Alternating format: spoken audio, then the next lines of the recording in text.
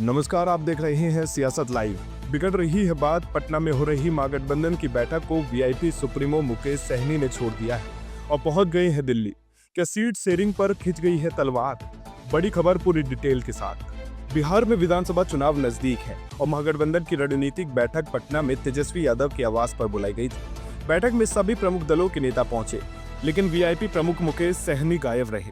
दरअसल मुकेश सहनी इस बैठक के बजाय दिल्ली पहुंच गए। जी हाँ, ये वही मुकेश सहनी है जो बीते कुछ दिनों से 60 सीटों की मांग को लेकर चर्चा में है। वो लगातार कह रहे हैं कि वीआईपी को कम से कम 60 सीटें चाहिए। हालांकि उन्होंने ये भी कहा कि थोड़ा बहुत कम हुआ तो समझौता हो सकता है। लेकिन ये सवाल, अगर मीटिंग इतनी महत्वपूर्ण थी तो सहनी क्यों नहीं पहुंचे? दिल्ली में एक इंटरव्यू के दौरान सहनी ने सफाई दी, बैठक की सूचना रात में आई, तब तक मैं दिल्ली के लिए निकल चुका था, इसलिए पार्टी के प्रदेश अध्यक्ष बाल गोविंद बिंद को भेजा। आपको बताते चले कि 2 दिन पहले मुकेश सहनी ने पार्टी के 2 बड़े चुनावी एजेंडा सोशल मीडिया पर जारी किए थे। पहला, वीआईपी 60 सीटों पर चुनाव लड़ेगी। दूसरा, 50% सीटों पर SC, ST और अति पिछड़ा वर्ग के उम्मीदवार होंगे। इस एजेंडे के जरिए सहनी ने साफ संकेत दिया है कि वीआईपी अब नेतृत्व की हिस्सेदारी भी चाहती है, सिर्फ गठबंधन की नहीं। अब जरा 2020 की तरफ चलिए।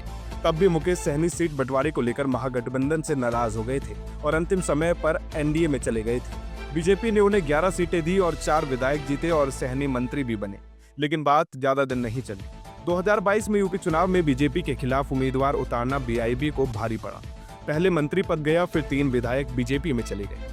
तब से सहनी फिर से विपक्ष के साथ चल रहे हैं। अब एक बार फिर से यही सवाल, क्या सहनी एनडीए में लौट सकते हैं? आज ही जतिन राम मांझी के बेटे और मंत्री संतोष सुमन ने बयान दिया, तेजस्वी 60 सीट नहीं देंगे, सहनी एनडीए में लौट आए। उन्होंने दावा किया कि सहनी समाज आज भी एनडीए के साथ है। ये बयान ऐसे समय में आया जब वीआईपी के रुख को लेकर तमाम अटकलें लगाई जा रही हैं।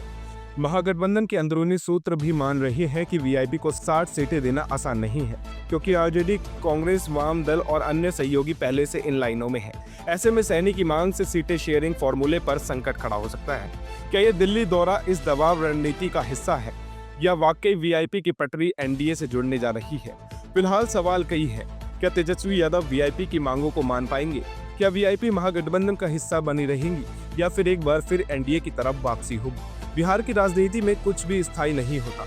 यहाँ समीकरण रोज बदलते हैं और मुकेश सहनी हमेशा इन बदलावों के केंद्र में रहते हैं। आपकी क्या राय है? क्या वीआईपी को 60 सीटें मिलनी चाहिए? क्या महागठबंधन टूटेगा या फिर कोई नया फॉर्मूला आएगा?